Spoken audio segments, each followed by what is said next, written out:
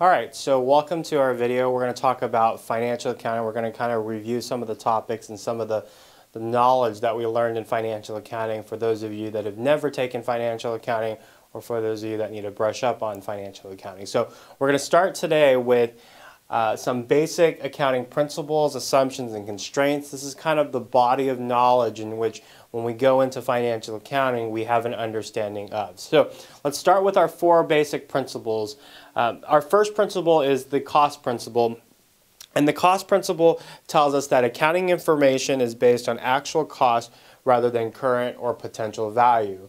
And so what cost principle tells us is that we value everything at cost. Now this may be different if we're using international financial reporting standards, but in US GAAP, when we talk about cost principle, when we record things into our books for US purposes, we put them in at cost. So let me give you an example of that. Let's say we own a business and we're going out and buying a piece of equipment.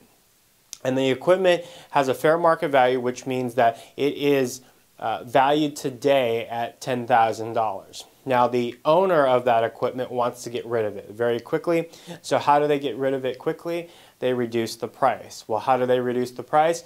Well, they reduce the price to, let's say, $8,000. So this equipment that's worth $10,000, that person or that company is willing to sell it for $8,000. So it's worth $10,000, but we're only going to pay $8,000. So we have a $2,000 jump. Now, when we buy this piece of equipment for $8,000, we really have a $10,000 piece of equipment, but the cost principle tells us that we are going to put it in our books for $8,000 even though it's worth $10,000. So we kind of get a good deal on that one. So that's the cost principle. Our second principle that we need to know from financial accounting is revenue recognition. Now revenue recognition tells us that revenue is recognized when earned. Earning process is normally complete when services are performed or a seller transfers ownership of a product to the buyers. And so what the revenue recognition really tells us is that we book the revenues into our books when we've performed the service or we've given that product to our customers. Now let me give you an example of revenue recognition.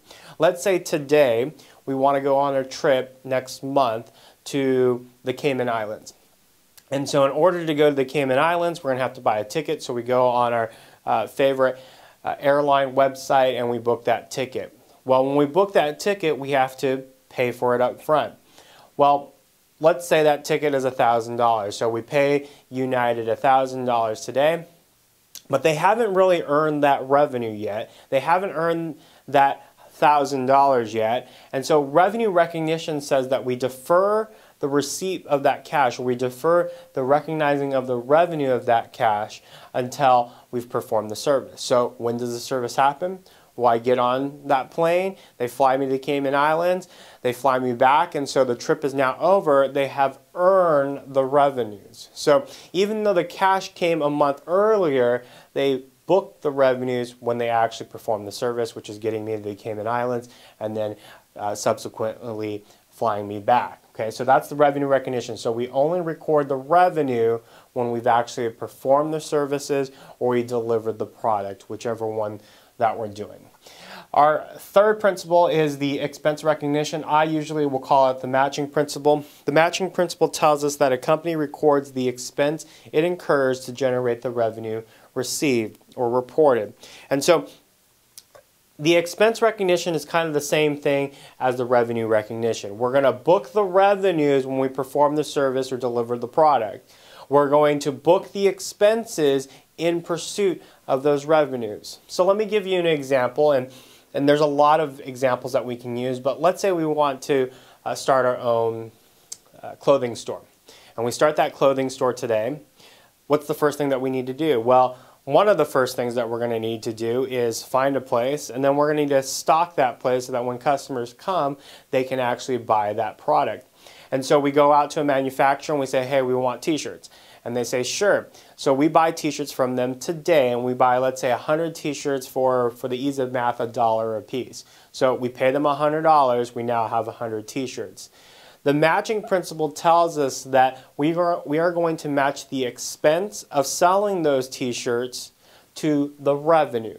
So we paid $100, we received 100 shirts, but we don't expense those 100 shirts. So we don't expense those 100 shirts until we actually sell them. So what do? We'll talk more about kind of the categories of our accounting, but one of the things we do is we trade an asset for an asset. So we're trading $100 cash for 100 shirts. Now we put them on our shelves, and then a customer comes in and buys that shirts for, let's say, $2. Well, once they've purchased that shirt, then we will expense one shirt. So each shirt costs us $1. So when we finally sell that one shirt, we're going to expense, or we're going to match the expense to the revenue, and therefore we're going to actually then expense that dollar for that t-shirt that we sold. So even though, again, we paid $100 today, that is not an expense until we actually sell it. So the matching principle says to match the expenses to the revenues earned. Okay? And our last principle is our full disclosure principle. Our full disclosure principle tells us that company report the details behind the financial statements that would impact users' decisions. So kind of almost self-explanatory here, but the full disclosure principle tells us that we need to disclose anything that would make a user of the financial statement change their mind or change their opinion. And so an example of kind of full disclosure and what we mean by full disclosure would be, let's say you wanted to go to a concert, and so we go to one of the biggest ticket websites around, Ticketmaster or Access.com, and so we go on and we find the tickets that we want, and it says $50. We get to the final page and it says $50, press submit, and then we press submit, and then they give us a receipt and it says it was $85. And you're like, well, it said 50 on the last screen and I pressed submit and they're going to charge me 85. Well, those were the fees that they didn't disclose. So full disclosure tells us that we want to disclose things that are important for a user of the financial statement to make a decision. Okay? And that decision that we talked about in financial accounting is either buy, sell, or hold. Okay? And so the users of the financial statement are investors or bankers, and so they have to make a decision on whether or not to buy more stock or buy stock into that company, sell their stock that they may be holding already, or hold their stock because they're liking where everything is, but they're not at a point where they need to sell or buy anymore. And this is the same logic that we can look at banks when they have a loan out to a company. That company may decide to either lend more to that company, have them revoke that loan, or have us revoke that loan as the bank, or the loan's okay because they can pay their loans or pay their bills or pay their payments to that loan. Okay? So those are the four principles that we're looking at when we're talking about financial accounting. Now we have some assumptions, and so what are assumptions? Assumptions are something that is typically true in nature, and so we've got really two types of assumptions. And when we talk categories of assumptions, we have implicit and explicit. What do we mean? So implicit assumptions are assumptions that are implied. We imply that things are going to happen this way without actually having to tell someone that it's going to happen that way. An example of an implicit assumption is the assumption that you go out to a restaurant and that restaurant cooks their food to temperature. They don't tell you, in their menu, we make sure that we cook everything to temperature. You just assume, you make the assumption, and it's implied that if you're going to order food from them, they're going to cook it at the right temperature and it's going to be cooked thoroughly. Okay? That's different from explicit assumptions, and explicit assumptions would be assumptions that have to be told to you beforehand. So we're not implying, or the business is not implying something's happening. We have to tell them what's happening. And so an example would be like if you look at your receipt, your transaction receipt, and you see sales tax. Now, we could theoretically put all that sales tax into the price of the goods, but in the US, we don't. We put a sales tax line, okay? So explicitly telling you there. We've got 4 assumptions. Our 4 assumptions include going concern, monetary unit, time period, and business entity. So let's talk about going concern. Going concern assumption tells us that accounting information reflects a presumption that the business will continue operating instead of being closed or sold. So what we're saying here is we're assuming that the business is going to keep being a business in the future. If not, we may look at a piece of asset or a piece of equipment at its liquidating value than what its potential revenue value. What do we mean by potential revenue value? The value of that equipment that we're going to get from it with additional revenues. So instead of valuing it that way, we may have to value at liquidating value, which is what can we get for it now. Okay? If we were to sell it now, what can we get for it now? Which may be different than what its actual intrinsic value or the value that it brings to us by having that machine produce a product that we might have. Now, the second assumption that we have is monetary unit. We're assuming when we're looking at financial statements that the financial statements are in a monetary unit. Now, a monetary unit expresses transactions and events in a money or monetary unit. So typically this is the unit in which the company's headquarters. If we are filing financial statements with the Securities Exchange Commission in the United States, that would mean that the monetary unit would be in US dollars. If we're presenting something in, let's say, Canada, then the monetary unit would be Canadian dollars. So we're using some type of monetary unit. We're not making it up. We're not saying, let's say, we're going to put all the values in rocks, values of rocks, okay? But a monetary unit that we use in business in the country that the company operates.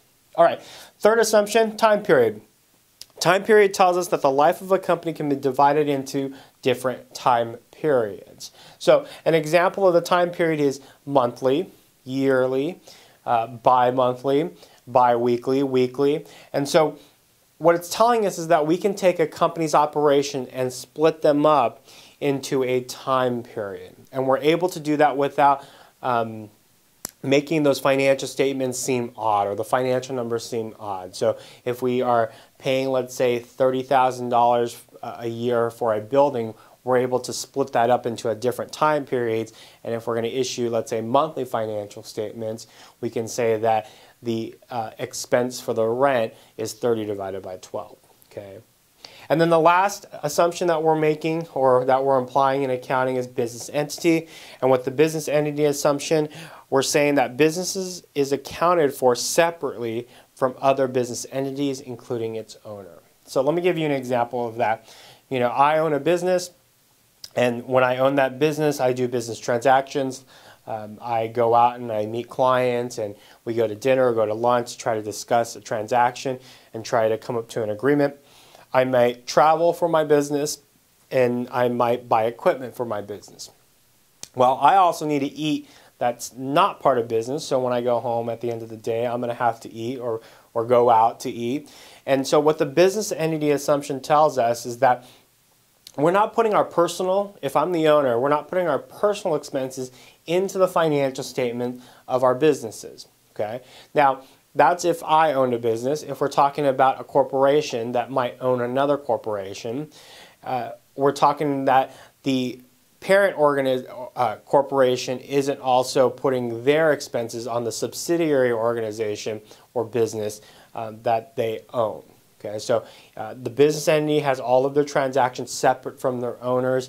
We can look at it in 2 ways, from me as a sole proprietor and my business, or a corporation that's a parent also owning a subsidiary and making sure that their expenses are not also being pushed down to our subsidiary. Okay, so that's the business entity assumptions.